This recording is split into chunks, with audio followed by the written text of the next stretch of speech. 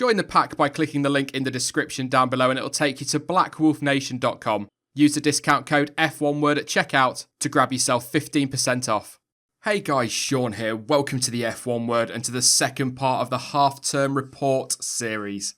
If you missed part 1, I'll pop a card on screen now so you can go and check that one out if you're interested. But in this part, it's all about McLaren and Force India. We will start with McLaren, and after suffering 3 miserable years with Honda, the switch to Renault Power for 2018 saw a lot of positivity and high expectation, perhaps too high. Over the winter, McLaren were continually talking up their chances and were fully expecting to be able to take the fight to Red Bull as the season progressed. However, in the end, that could not have been further from the truth. In all honesty, it has been very below par from the Woking team. I mean, in fairness, it has been a much better season so far compared to previous years, and they have certainly taken steps forward. But they are nowhere near Red Bull, and are rapidly falling away already from the likes of Renault and Haas. And during the winter, I'm not going to lie, I was of the impression that they would be able to at least match Renault, and should be well clear of Haas & Co. I certainly did not expect to be doing a half-term report with the team languishing down in 7th in the Constructors' Championship. The team have a mere 52 points on the board, and yes, that is substantially more than they had managed after 12 races in 2017, and have actually racked up more points than they managed for the whole of last season already this year. Quick disclaimer though, and I'm pretty sure I'm not alone on this one, I never actually expected they'd be anywhere near Red Bull this year, but it was McLaren who did aim that high. And I've said this multiple times this year, perhaps they need to learn from previous seasons and not set such high and unrealistic targets. Be a little bit more modest. Fernando Alonso has cut a frustrated figure at times this season, and many are expecting he will call it a day at the end of the year. But he has dragged that car to some very good results in 2018, something we all know he's very capable of. And as we know, he has scored the vast majority of the team's points, which again, given how good a driver we all know he is, shouldn't really come as any surprise.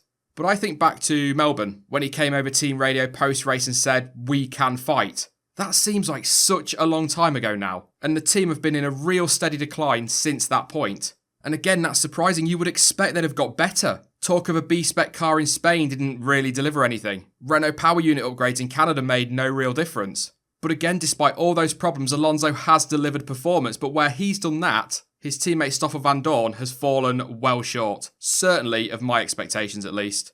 There was so much hype around him when he first came into Formula 1, and as I'm sure you're all sick of me saying by now, I did and still do highly rate him. But he has been a long way off where he should be this year. I will say though, and I guess kind of in his defence to an extent, there have been factors behind that. According to the team and Alonso as well, he has run without upgrades at times this year that were on Fernando's car. He's had some problems with his own chassis. And as they keep pointing out, he hasn't been a million miles away from his teammate on qualifying pace at times this year. But as cliche a line as this is, it's points that win prizes. Being within a couple of tenths of your teammate is great in qualifying, but that doesn't mean anything come the race. And only 8 points on the board so far for Stoffel, that just isn't good enough. He is under massive pressure, and sadly in my view, there is even talk of him being dropped before Belgium. He's got to step up.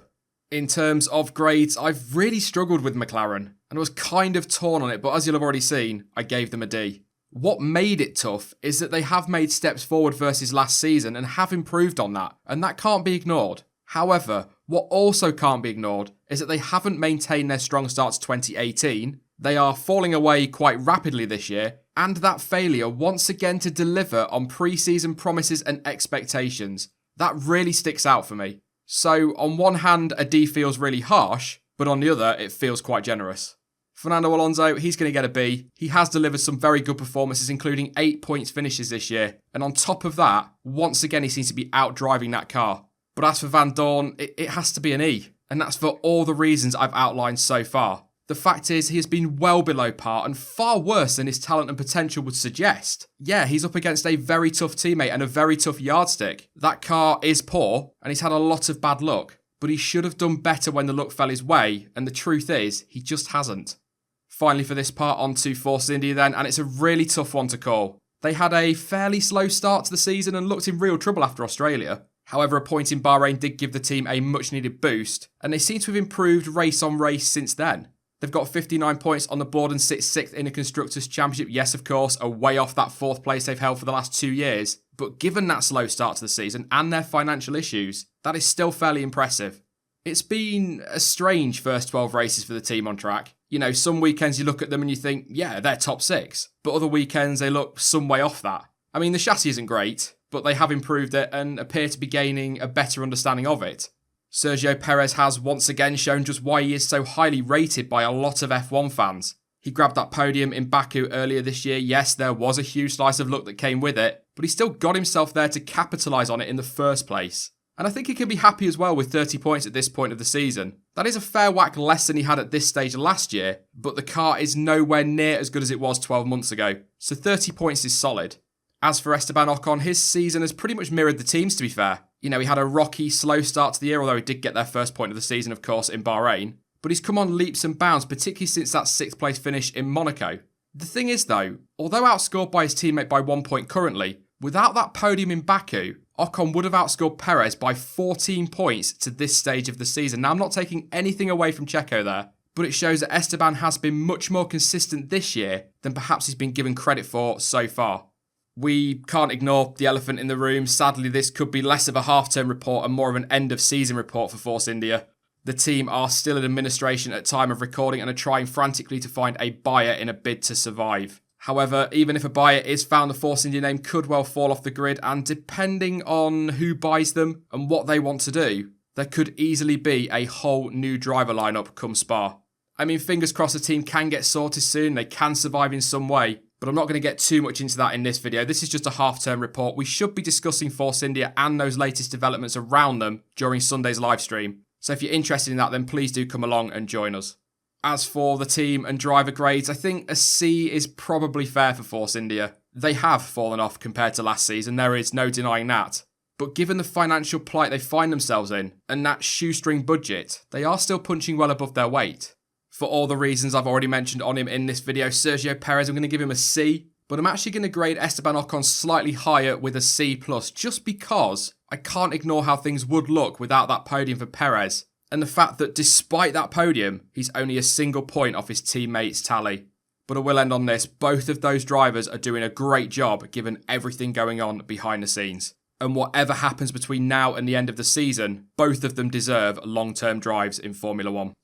That is it for part 2 of the half-term report series, and they were of course just my views and my opinions on McLaren and Force India, but what are yours?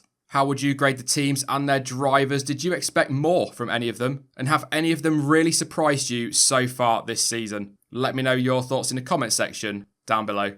I will be back live tomorrow evening for the weekly word where, as I've already touched on, we will be talking about Force India and some of the developments from the last week. After that, though, the next part of the half-term report will be out on Tuesday, where I'll be covering Haas and Renault. In the meantime, though, you can follow me on social media. Links to Twitter, Instagram, Facebook, and to Discord are all in the description down below. But as ever, thank you for watching. I've been Sean. This has been the F1 Word, and until next time, goodbye.